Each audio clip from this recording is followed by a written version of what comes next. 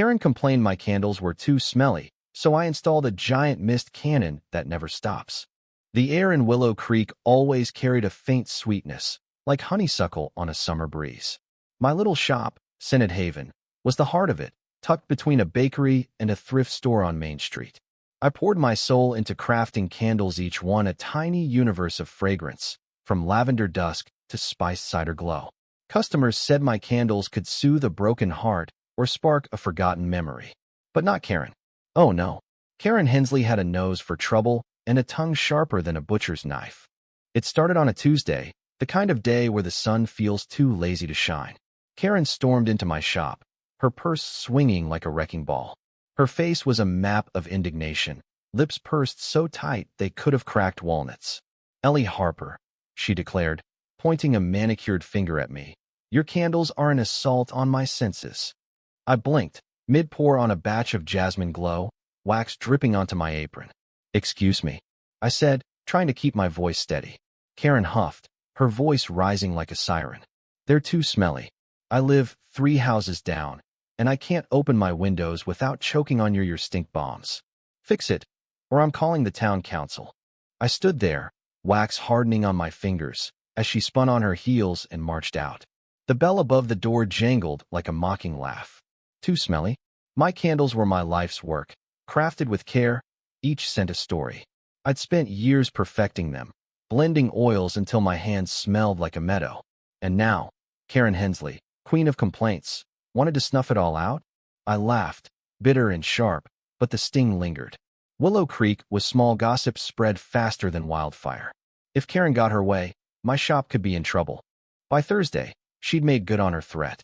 A letter from the town council arrived, stamped with an official seal, demanding I address the olfactory nuisance or face a fine. I read it 3 times, my hands shaking. Olfactory nuisance? I wanted to scream. Instead, I went to my workshop and lit every candle I had: Vanilla Dream, Cedar Dusk, Ocean Mist, until the air was thick with defiance.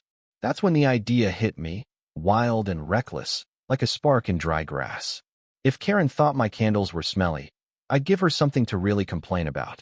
I called my cousin Nate, a tinkerer with a garage full of half-built dreams.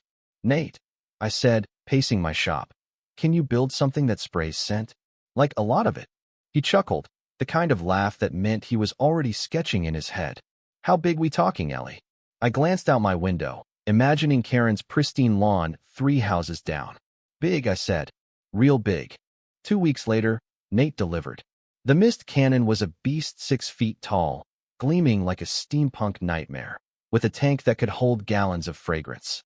We set it up in my backyard, hidden behind a row of azaleas. I filled it with my most potent blend, Karen's nemesis, a mix of patchouli, eucalyptus, and a hint of smoked oak. It was bold, unapologetic, anti-Esmely. I flipped the switch, and the cannon hummed to life, spewing a fine mist that carried the scent on the wind. It was glorious. I stood there, grinning like a kid with a slingshot, as the breeze swept Karen's nemesis toward her house. The next morning, Karen was at my door again, her face redder than a sunburned tomato. "Ellie Harper," she shrieked, waving a scarf like a battle flag. "What is that stench? My curtains reek. My dog won't stop sneezing." I leaned against the counter, feigning innocence. "Oh, Karen, I'm just testing a new air freshener. You said my candles were too smelly, so I thought I'd try something lighter." Her eyes narrowed, but she had no proof. The cannon was hidden, and the scent was everywhere, impossible to trace. She stormed off, muttering about lawyers, and I felt a thrill I hadn't known in years. This was war, and I was winning. But wars have collateral damage. I didn't expect Mrs. Callahan, the sweet old widow next door, to knock on my door that afternoon. Her eyes were watery, her voice trembling. "Ellie dear," she said, clutching a handkerchief, "that smell, it's giving me headaches. Could you tone it down?" My stomach twisted. Mrs. Callahan bought my candles every Christmas, said they reminded her of her late husband.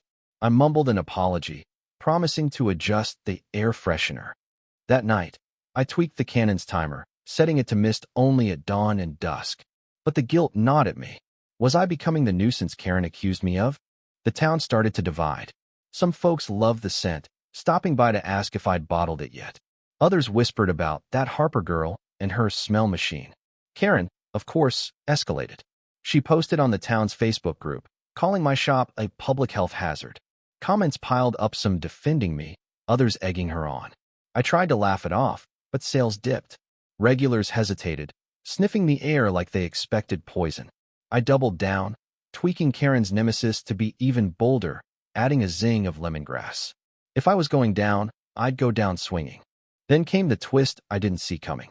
His name was Leo, a lanky guy with a camera slung around his neck, who wandered into my shop on a rainy Friday. He said he was a travel blogger, passing through Willow Creek for a story on quirky small towns.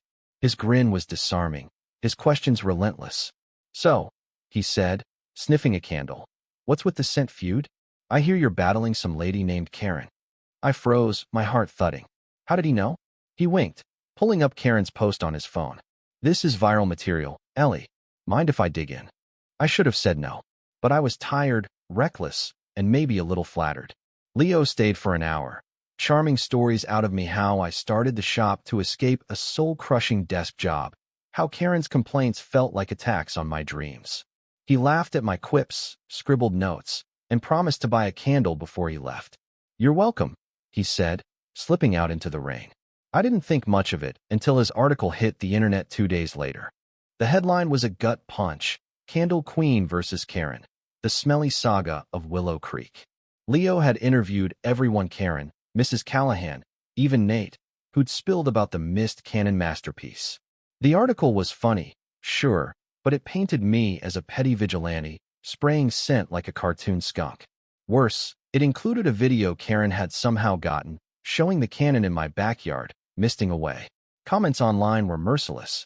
"Ellie's unhinged," one read. "Karen's annoying, but this is next-level crazy." My shop's Yelp page flooded with one-star reviews from people who'd never set foot in Willow Creek. I sat in my workshop, candles unlit, the cannon silent outside.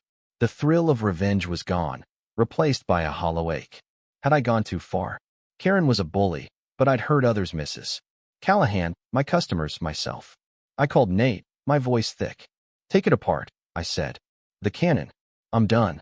He sighed, but didn't argue. The next morning, he showed up with his toolbox, ready to dismantle my rebellion.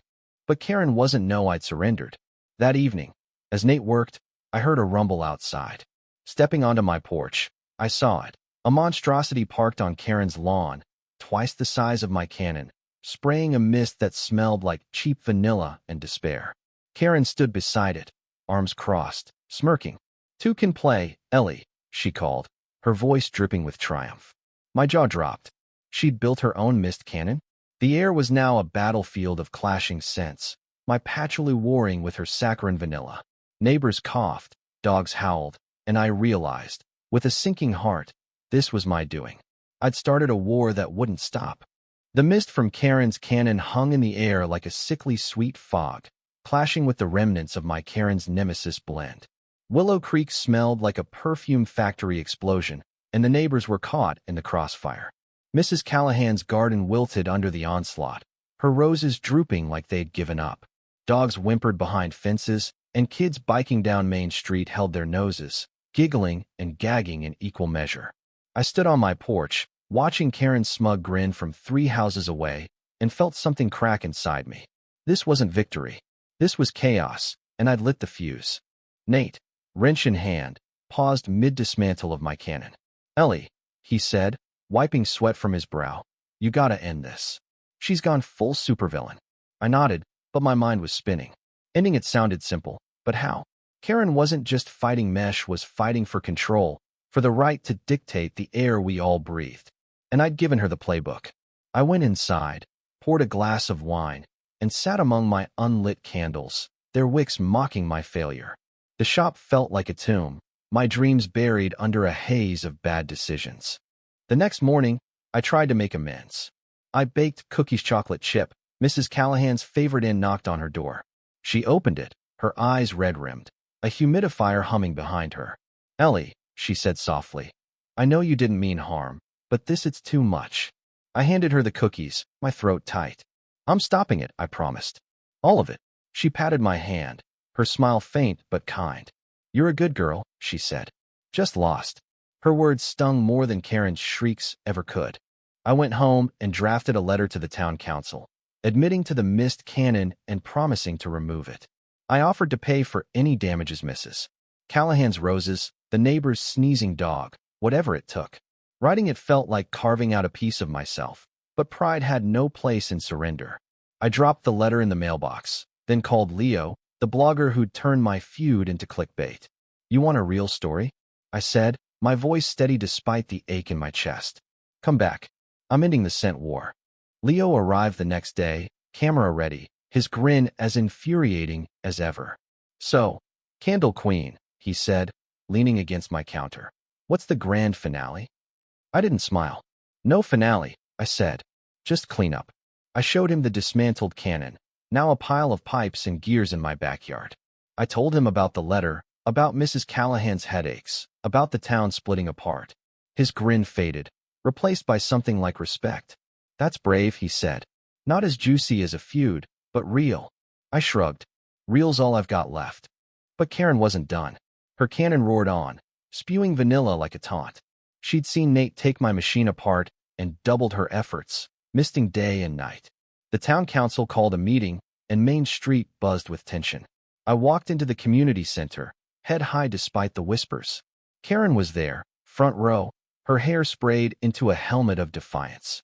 The council head, Mr. Grayson, a tired man with a comb-over, read my letter aloud. Murmurs rippled through the crowd, some sympathetic, others skeptical. Then Karen stood, her voice cutting through the room like a blade. "This isn't over," she declared, pointing at me. "Ellie Harper started this war, and now she's playing victim? Her shop's a menace, and I demand it be shut down." Gasps echoed.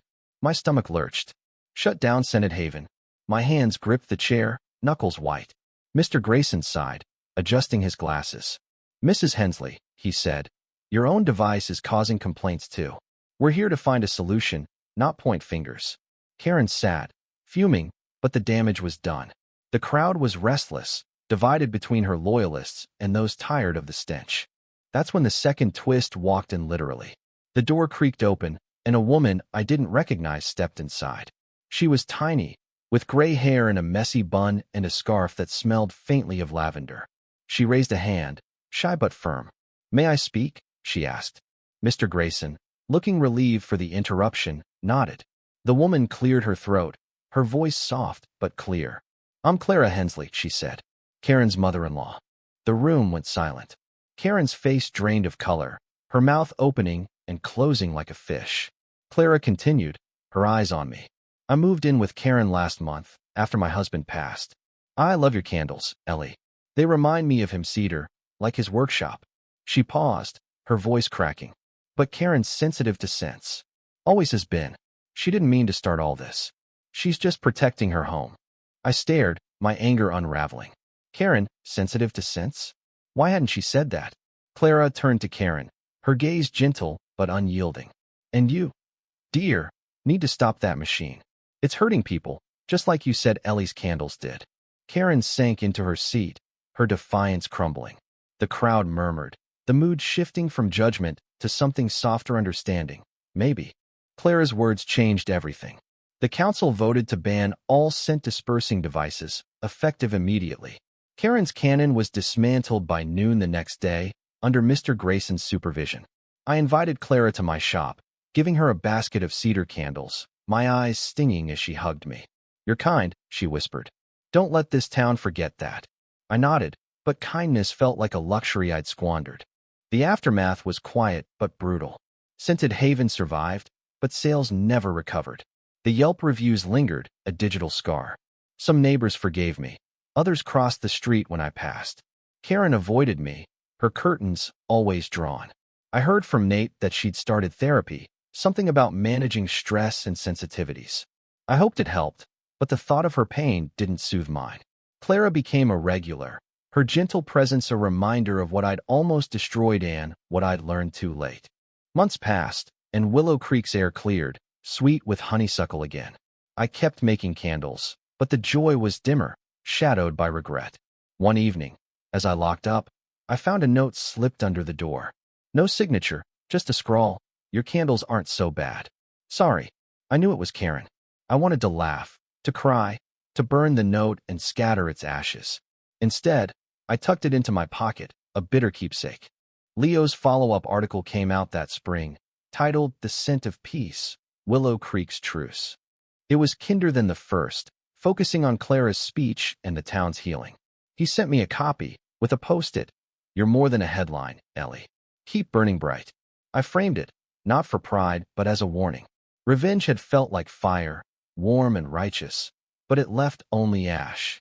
The bitter truth settled in my bones. I'd won the battle, but lost the war. My shop was open, my candles still glowed, but the trust I'd broken with my neighbors, with myself was so easily mended. Karen wasn't the villain I'd painted. She was human, flawed and hurting, just like me. And Clara, the unexpected voice of reason, had shown me what I'd been too angry to see. That kindness, not cannons, builds bridges. I still light a candle every night. Cedar for Clara's husband, for the man I never knew but whose memory taught me grace. The flame flickers, fragile but stubborn, like hope I don't quite deserve. Willow Creek moves on, but I carry the weight of that summer, a reminder that even the sweetest intentions can sour when pride takes the wick. What do you think, reader?